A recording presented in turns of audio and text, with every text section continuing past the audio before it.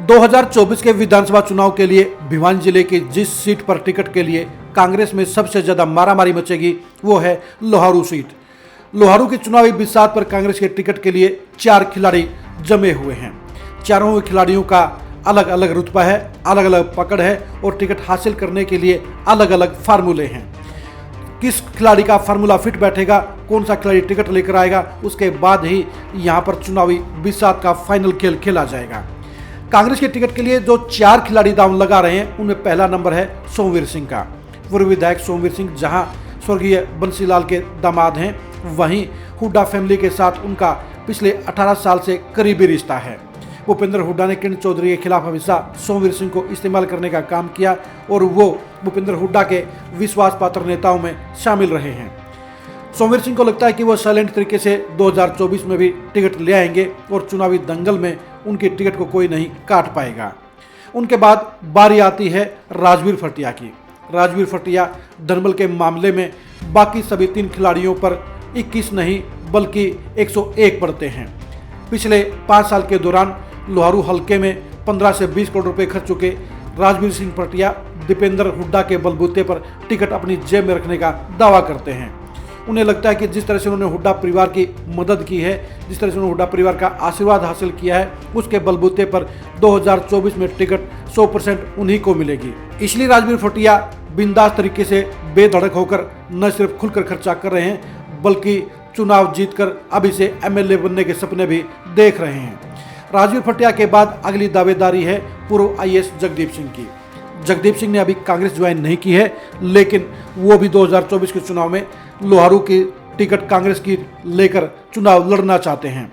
पूर्व मंत्री बहादुर सिंह की सियासत और विरासत दोनों को संभाल रहे जगदीप सिंह को लगता है कि वो अपने परिवार के जनाधार के बलबूते पर कांग्रेस की टिकट ले आएंगे।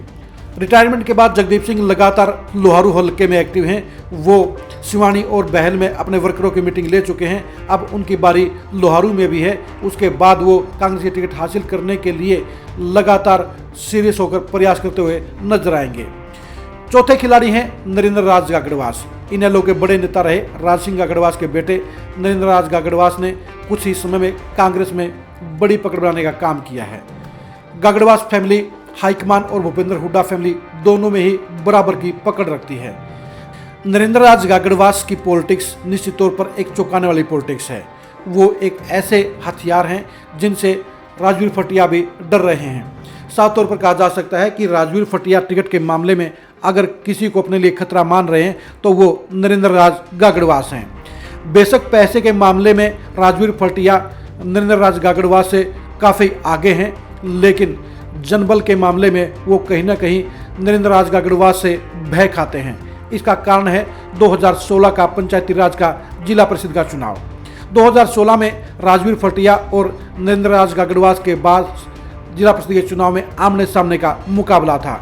इस मुकाबले में जीत हासिल करने के लिए राजवीर फटिया ने करोड़ों रुपए खर्च करने का काम किया था, लेकिन धनबल के आगे जनबल भारी साबित हुआ और इसलिए नरेंद्र राज गागड़वास ने वो चुनाव जीतकर अपनी धमक और अपनी पकड़ को साबित करने का काम किया था।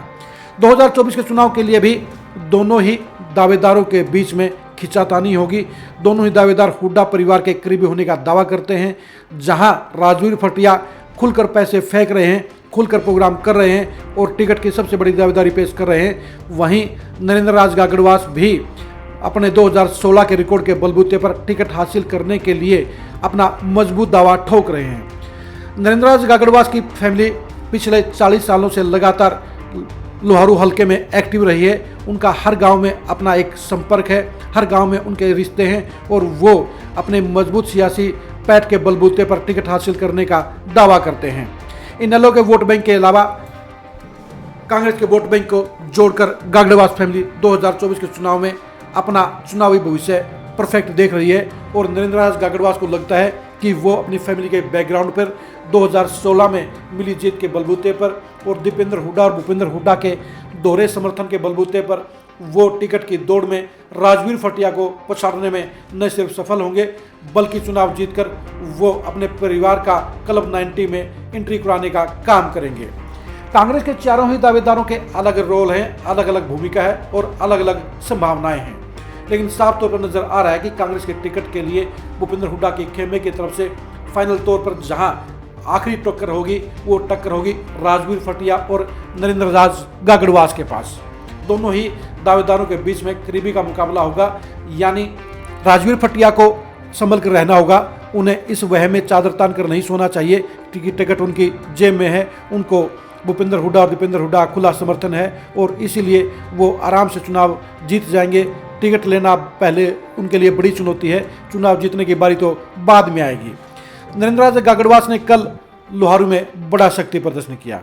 इस शक्ति प्रदर्शन के नज़ारे को आप देखिए।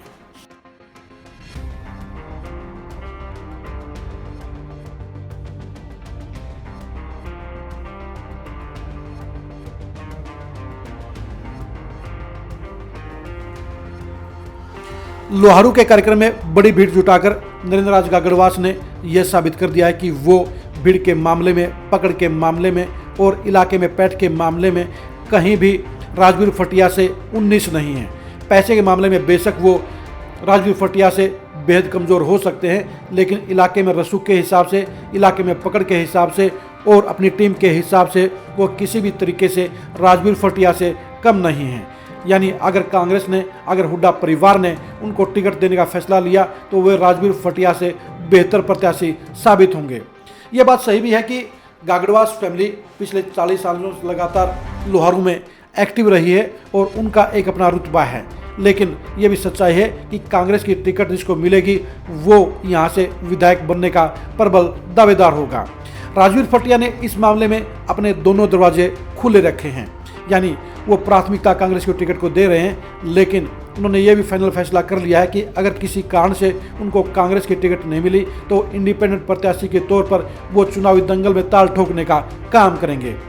नरेंद्र राज गागड़वास पूरी तरह से कांग्रेस की टिकट के प्रति आश्वस्त है और वो कांग्रेस से बगावत करने का कोई सपना या कोई तिगड़म या कोई प्लान नहीं रखते हैं। उनको लगता है कि वो हुड्डा फैमिली और हाईकमान के आशीर्वाद से टिकट ले आएंगे और इस मामले में वो राजवीर फटिया पर 21 पड़ेंगे।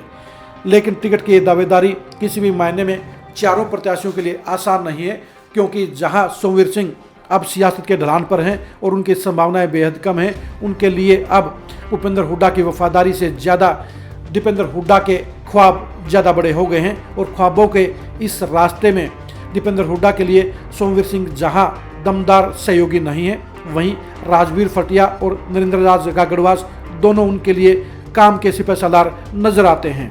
दीपेंद्र हुड्डा की फ्यूचर पॉलिटिक्स के मामले में भी नरेंद्र राज गागड़वास उनके लिए एक सही चॉइस बन सकते हैं, लेकिन राजवीर फटिया और नरेंद्र राज गागड़वास के बीच में चयन करना हुड्डा फैमिली के लिए भी आसान नहीं होगा, क्योंकि इस मामले में वो फूक फूक कर कदम रखेंगे और दोनों ही प्रत्याशियों के बराबर के दमखम को देखते हुए उनके लिए टिकट का सिलेक्शन करना आसान नहीं होगा। आईएएस रहे जगदीप सिंह के लिए टिकट हासिल करने का दरवाज़ा कहीं और से खुल सकता है, लेकिन हुड्डा परिवार का आशीर्वाद निश्चित तौर पर या तो राजवीर फटिया के पास जाएगा या नरेंद्र राज गागड़वास के पास रहेगा। अब देखने की बात यह है कि राजवीर फटिया और नरेंद्र राज गागड़वास में से कौन सा खिलाड़ी भूपेंद्र हुड्डा के आशीर्वाद से लोहारू की कांग्रेस की टिकट लाने में सफल होता है। ये तय है कि लोहारू की टिकट हासिल करने के लिए दोनों ही दावेदारों में सबसे ज़्यादा मारामारी रहेगी और दोनों टिकट हासिल करने के लिए आखिरी पल तक दम ठोकने का काम करेंगे। अब देखने की बात यही है कि लोहारू के टिकट हासिल करने में राजवीर फटिया और नरेंद्र राज गागड़वास में से कौन सा खिलाड़ी सफल हो पाता है, क्योंकि टिकट हासिल करने के लिए धन बल के अलावा कहीं ना कहीं हाईकमान की पकड़ और हुड्डा परिवार का आशीर्वाद, तीनों ही चीज़ों का एक कम्बिनेशन बनेगा। इस कम्बिनेशन में जो सा खिलाड़ी ज़्यादा माहिर साबित होगा, जो बढ़िया खेल दिखाएगा, जो बिसात पर अपनी परफॉर्मेंस के ज़्यादा मजबूत संकेत देगा, टिकट उसी के हाथ में होगी। लोहारू की इस कांग्रेस की टिकट की मारेमारी की जानकारी हासिल करने के लिए आप लगातार खरी खरी न्यूज़ के साथ जुड़े रहिए। आप हमारे फेसबुक पेज को लाइक कीजिए और यूट्यूब चैनल को सब्सक्राइब कीजिए। नमस्कार।